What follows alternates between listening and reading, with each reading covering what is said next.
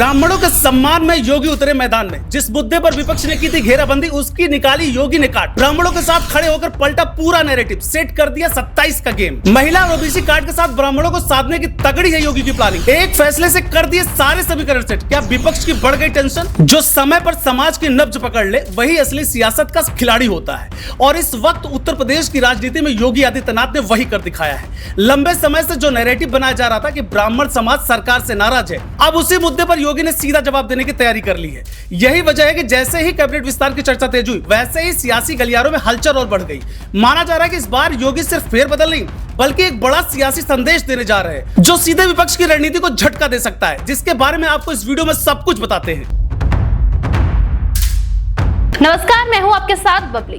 दरअसल अखिलेश यादव से लेकर चंद्रशेखर आजाद तक लगातार ये मुद्दा उठाते रहे हैं कि ब्राह्मण समाज सरकार से नाराज है, और दोस्तों इसी आधार पर एक बड़ा राजनीतिक दबाव बनाने की कोशिश की गई। लेकिन अब अंदर खाने की जो जानकारी निकलकर सामने आ रही है वो ये बताती है कि योगी इस पूरे समीकरण को समझ चुके हैं और उसी हिसाब से अपनी चाल चलने जा रही है। कैबिनेट में एक मजबूत ब्राह्मण चेहरे को शामिल करने की चर्चा तेज है, ताकि सीधा संदेश दिया जा सके कि सरकार किसी एक वर्ग की नहीं बल्कि सभी समाज के साथ खड़ी है और किसी की अनदेखी नहीं हो रही है। यही इस पूरी कहानी का सबसे अहम टर्निंग पॉइंट माना जा रहा है, क्योंकि अगर ये कदम उठाया जाता है तो विपक्ष का सबसे बड़ा मुद्दा कमजोर पड़ सकता है। सूत्रों के मुताबिक इस पूरे फैसले पर सिर्फ लखनऊ में नहीं बल्कि दिल्ली के लेवल पर भी मंथन हो चुका है, और शीर्ष नेतृत्व की सहमति के बाद ही इसे आगे बढ़ाया जा रहा है।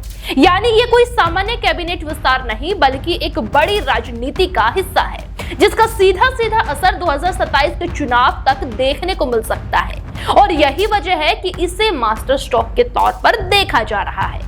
लेकिन दोस्तों ये दांव सिर्फ ब्राह्मण कार्ड तक सीमित नहीं है। योगी इस बार एक साथ कई समीकरण साधने की तैयारी में है। महिला वोट बैंक को ध्यान में रखते हुए किसी मजबूत महिला चेहरे को भी कैबिनेट में जगह देने की चर्चा तेज है, ताकि महिला आरक्षण जैसे मुद्दों पर भी सरकार का पक्ष मजबूत हो सके। इसके साथ ही दलित और ओबीसी वर्ग को साधने के लिए भी नए चेहरों को मौका देने की योजना बना रही है।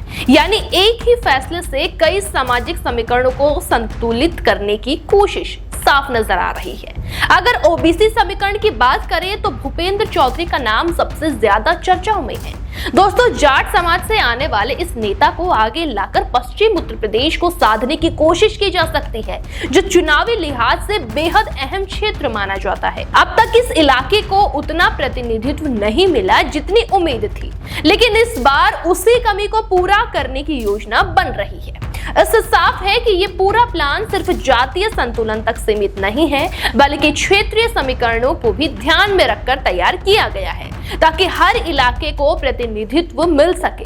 अगर इस पूरे घटनाक्रम को जोड़कर देखें तो ये साफ नजर आता है कि ये फैसला अचानक नहीं बल्कि एक लंबी रणनीति का हिस्सा है। दोस्तों लखनऊ से लेकर दिल्ली तक लगातार बैठकों का दौर चला है और हर पहलू पर गहराई से मंथन किया गया है। यही वजह है कि अब जब कैबिनेट विस्तार की चर्चा सामने आ रही है तो इसे सिर्फ प्रशासनिक बदलाव नहीं बल्कि चुनावी तैयारी के तौर पर देखा जा रहा है। संघ के साथ तालमेल और शीर्ष नेतृत्व की सहमति इस बात का संकेत देती है कि ये कदम बेहद सोच समझ कर उठाया जा रहा है। अब सबसे बड़ा सवाल यही है कि क्या ये दांव विपक्ष की पूरी रणनीति को कमजोर कर देगा या फिर विपक्ष कोई नया मुद्दा खोजकर पलटवार करेगा, क्योंकि सियासत में हर चाल के बाद अगली चाल तय करती है कि खेल किसके हाथ में जाएगा।